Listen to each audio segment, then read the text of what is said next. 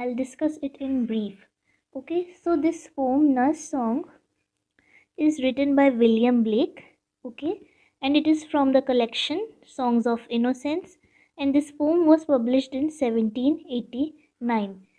Thus, the poem belongs to Romantic era, and the writer is basically a precursor of Romantic era. Okay, so let's start with the summary.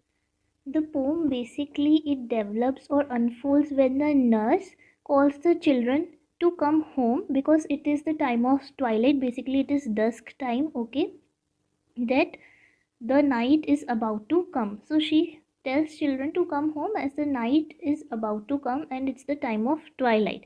Okay, the sun is setting basically.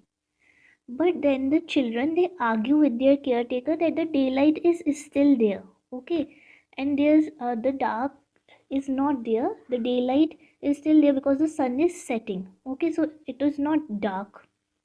And these children then point to the birds that are flying and the sheep that is roaming in the children's pointing towards animals also suggests that the nature is also a living entity and animals are also living entity.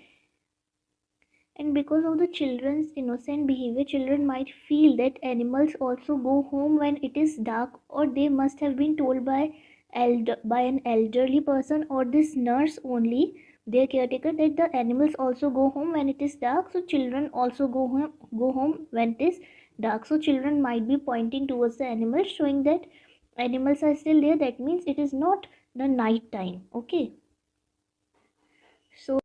So the children plead with the nurse for a little bit more of a playtime, and she lovingly grants the permission to let them play as. But she says that when the darkness comes or when the night comes, you will have to come home. Okay, she tells the children.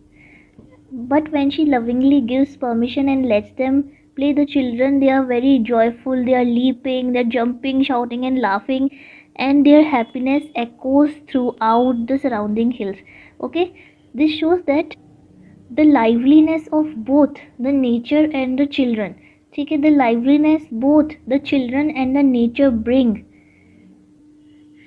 and thus Blake presents this poem as a celebration of childhood's precious nature and the wisdom found in occasionally prioritizing wonder over rigid schedule. So, this is a poem of celebration of childhood. This poem celebrates childhood, the spirit of innocence as